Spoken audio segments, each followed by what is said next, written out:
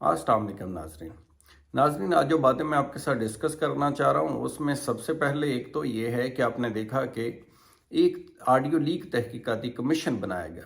एक तरह से वो चीफ जस्टिस ऑफ पाकिस्तान के ऊपर एक और हमला था जिसके ज़रिए उनको ज़ेर अताब लाने की कोशिश की गई, जिसको चीफ जस्टिस ऑफ पाकिस्तान ने किस तरह से उस हमले को पसपा किया, इसके ऊपर बात करेंगे। दूसरा बात करेंगे कि ऑडियो लीक तहकीकाती कमीशन जो है किन वजूहात की बिना पर उसे कार्रवाई से रोका गया है। तीसरी बात मैं आपके साथ ये डिस्कस करूंगा कि तौहीन अदालत की दरख्वास्त जो है वो दायर कर दी गई है उस हुक्म की तामील ना करने के जो कि पंजाब में इलेक्शन के लिए honourable chief justice of Pakistan ने जारी किया था। चौथा जो मैं आपके साथ डिस्कस करूंगा वो है रवादारी, यानी सियासत के अंदर रवादारी की क्या अहमियत है और कितना ज़रूरी है कि बर्दाश्त के असूल को मद्देनज़र रखना पॉलिटिक्स करते हुए और वज़ादारी का मुजाहरा करना। तो सबसे पहले हम डिस्कस कर लेते हैं कि बुनियादी तौर पर ये जो ऑडियो लीक्स कमीशन था बना, इसका मकसद बज़ाहिर क्या नज़र आता है। मकसद जो बताया गया कानूनी तौर पर नोटिफिकेशन के अंदर वो ये था कि मुख्तलिफ जो ऑडियो लीक्स हुई हैं उसकी तहकीकात हो सकें और लायबिलिटी सेट की जा सके और उनके जेन्युइन और उसके कि वो असली हैं या नहीं हैं इस बात का यानी जायज़ा लिया जा सके। लेकिन आपने देखा उसके अंदर एक और भी अहम कानूनी पहलू था, वो ये कि क्या ऑडियो लीक्स जो हैं वो पहले तो लीक करने से पहले वो बनाने का जो अमल है, वो रिकॉर्ड करने का जो अमल है, वो क्या उसका अख्तियार है, क्या कानूनी तौर पर उसकी कोई पोजीशन है, क्या प्राइवेट शहरियों की वो ऑडियो लीक्स जो हैं उनको रिकॉर्ड भी किया जा सकता है। तो इन वजूहात की बिना पर उन्हें सुप्रीम कोर्ट में चैलेंज किया गया था, जिसके ऊपर 5 रुकनी बेंच बना, जिसको चीफ जस्टिस साहब ने खुद हेड किया। और हेड करते हुए जब हेयरिंग हुई तो उसके अंदर ये तमाम सवालात उठाए।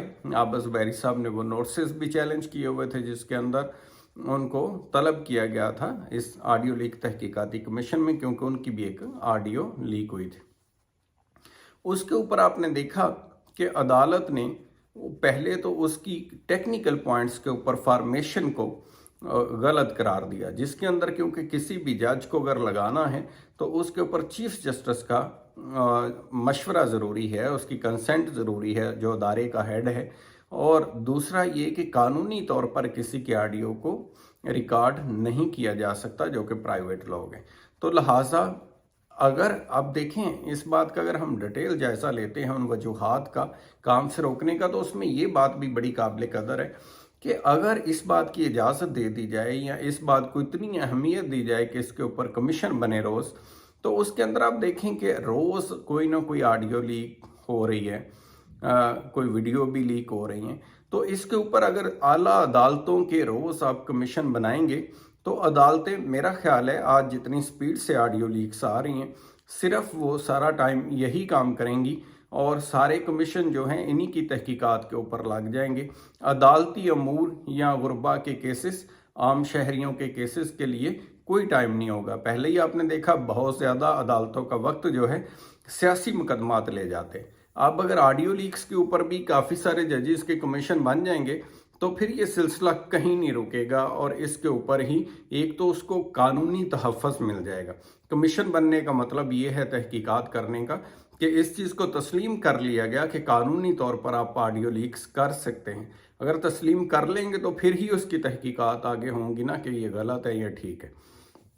तो लिहाजा ये जो फैसला हुआ है जिसके अंदर अबूरी तौर पर ऑनरेबल चीफ जस्टिस साहब ने स्टे जारी कर दिया है, अभी उसके ऊपर मजीद कार्रवाई नहीं हुई। आपने देखा आज जस्टिस काजी फायज़ ईसा साहब ने भी उसके ऊपर कार्रवाई रोक दी है क्योंकि अदालत का हुक्म आ गया वो कि उन्होंने मुख्तलिफ ऑब्जर्वेशन उसके अंदर दी कि हम तो सिर्फ तहकीकात कर रहे थे, किसी जज को नहीं हटा रहे थे, क्योंकि कानून के आर्टिकल 209 के अंदर जज को हटाने का एक अलग तरीकाकार है जो कि सुप्रीम जुडिशल काउंसिल के अंदर है।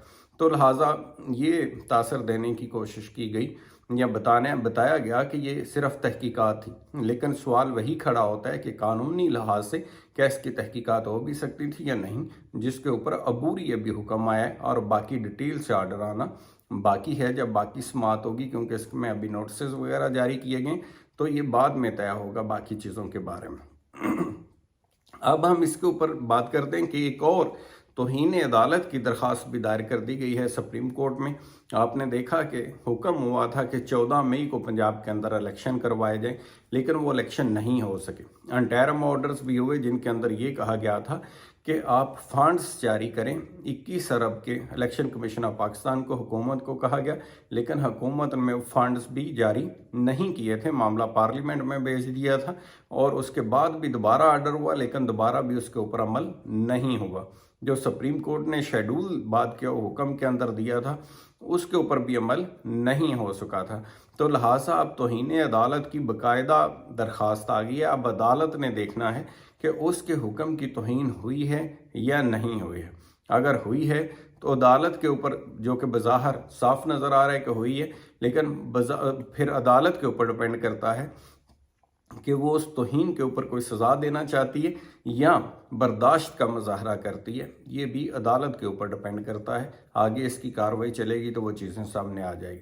अब एंड के ऊपर मैं आपसे बात करना चाह रहा हूँ कि जो अभी हालात बने हुए हैं मुल्क के अंदर, एक सियासी बहरान है, एक आइनी बहरान है, हर तरफ सोसाइटी के अंदर एक तकसीम पैदा कर दी गई है और जो सियासी चपकलश है उसी की वजह से ये तकसीम बढ़ गई है। ये जो तकसीम बढ़ गई है बुनियादी तौर पर इसके अंदर रवादारी का फुकदान है, वफादारी का फुकदान है।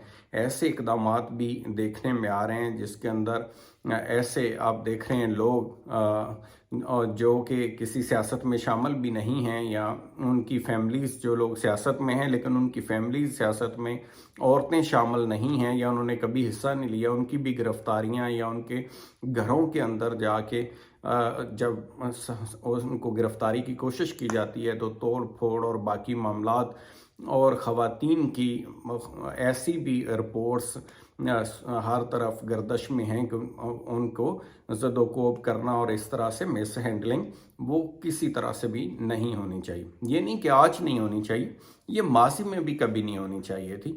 ये रहा है हमारा अलमिया माजी में भी और अब भी कि ख़वातीन को भी इसके अंदर घसीटा जाता है और उनके साथ भी इस तरह से मिस हैंडलिंग की गई है, हमेशा पहले भी और अब भी की जा रही है। आखिर इस सिलसिले को कहीं ना कहीं रोकना होगा ताकि अच्छी रवायात को आगे बढ़ाया जा सके और सियासत के अंदर रवादारी, वफादारी, बर्दाश्त, इन तमाम चीज़ों को मुतारफ़ कराया जा सके और अपना जो मंशूर है उसके ऊपर फोकस किया जा सके। आज भी अगर हम देखें तो ये इस चीज़ की बड़ी कमी नज़र आ रही है। अब नीड ऑफ द टाइम यही है कि जो अवाम के असल इश्यूज़ हैं उसके ऊपर डिस्कशन होनी चाहिए। अवाम के जैसे कि बेरोज़गारी इशू है और इसके साथ साथ महंगाई इशू है, या और इस तरह के बाकी रोज़मर्रा की ज़रूरियात ज़िंदगी के मतलब, या अच्छी सेहत के मतलब, या आने वाली नस्ल को तैयार करने के लिए अच्छी तालीम से मतलब, और इन तमाम चीज़ों के ऊपर फोकस करने की ज़रूरत है। असल जो हमारे इश्यूज़ हैं ऐसा लगता है कि कहीं वो पीछे रह गए हैं और हम और कई मामलात के अंदर उलझ गए हैं। तो आज के लिए यही था।